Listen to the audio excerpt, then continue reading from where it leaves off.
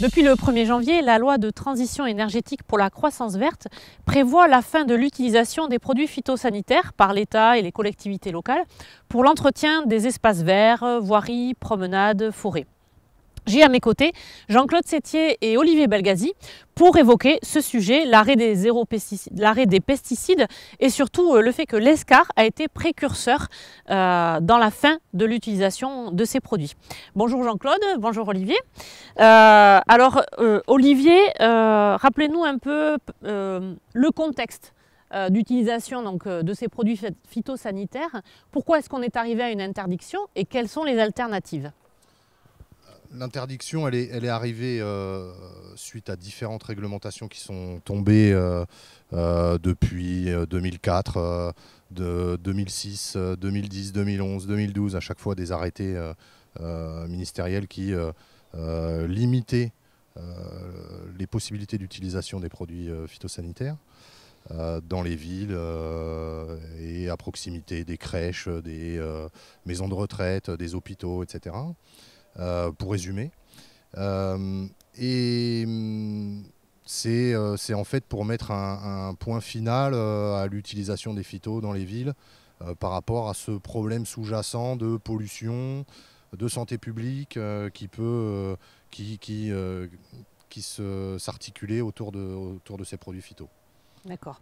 Et quelles sont aujourd'hui les alternatives à la non-utilisation de ces produits ? Alors les alternatives, il y en a plein. Il n'y en a aucune d'aussi efficace par rapport aux résultats souhaités, c'est-à-dire la destruction des plantes indésirables. Mais les solutions, il y en a plein. Sur les phases projets, c'est travailler sur des revêtements qui évitent et limitent la pousse des herbes indésirables. Et puis, il y en a plein d'autres après sur le plan curatif. Comment déjà accepter que la ville n'est plus tout à fait la même esthétique, qu'il puisse y avoir quelques herbes qui poussent à certains endroits. Et puis après, c'est des méthodes surtout manuelles et uniquement curatives, c'est-à-dire qu'on peut agir uniquement quand la plante est levée. Donc on voit la mauvaise herbe, entre guillemets. Donc c'est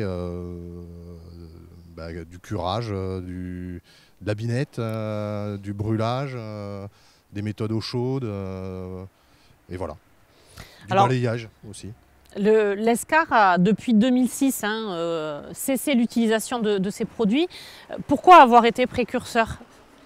C'était un engagement de la municipalité à l'époque, auprès de la communauté d'agglomération et de l'agence de l'eau, suite aux réglementations qui tombaient ces années-là, 2004-2006, qui posaient déjà un cadre. Surtout celle de 2006, l'arrêté de 2006 posait un cadre très contraignant, c'est-à-dire que ça a amené l'aspect de délai de rentrée sur les zones traitées. C'est-à-dire qu'il faut fermer au public, interdire au public l'accès des zones traitées. Donc c'est des choses qui sont quasiment impossibles à mettre en place. On ne peut pas baliser un trottoir le temps du traitement, 6 heures après le traitement. C'est sur les superficies de voirie qu'on a, c'est impossible à mettre en place. Et donc donc on s'est engagé auprès de l'agglo et pour être commune test avec la commune de Pau à l'époque. Et voilà. On a avancé et aujourd'hui ça nous permet d'être très en avance. Un peu en avance là-dessus. Voilà. Alors Jean-Claude, je voudrais insister donc sur ce que Olivier vient de dire. Enfin, 1er janvier 2017. Oui. Enfin.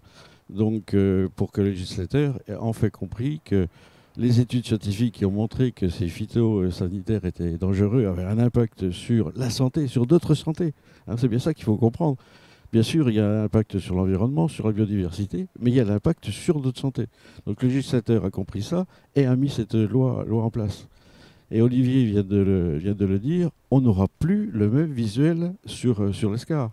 On ne peut pas prétendre substituer les produits les phytosanitaires avec, comme vous l'avez dit, avec la binette, avec de l'eau chaude, avec des bouteilles de gaz.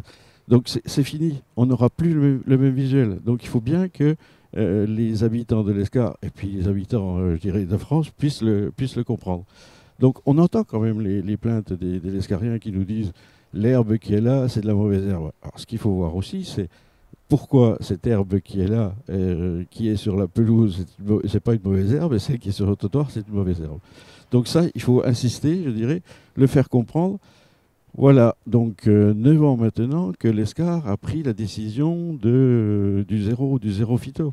Vous l'avez dit, Olivier, donc on était précurseur sur l'Escar, ça te remonte aussi à 2006, donc 2006-2008, et puis on en est toujours avec ces plaintes. Donc je dirais, les générations futures vont peut-être nous le dire, ils vont peut-être accepter ça. Et puis, je dirais, un peu en conclusion sur ce visuel que l'on a qui est modifié, c'est que apprenons à vivre avec ces herbes, que moi je ne vais pas qualifier, certainement pas vous, d'herbes, je dirais, mauvaises herbes, et puis essayons de voir que c'est pour notre santé. Voilà, donc c'est, je dirais, un peu le point final qu'il faut donner, je dirais, à ce que les gens ont en tête sur ce zéro phyto. Très bien, merci beaucoup.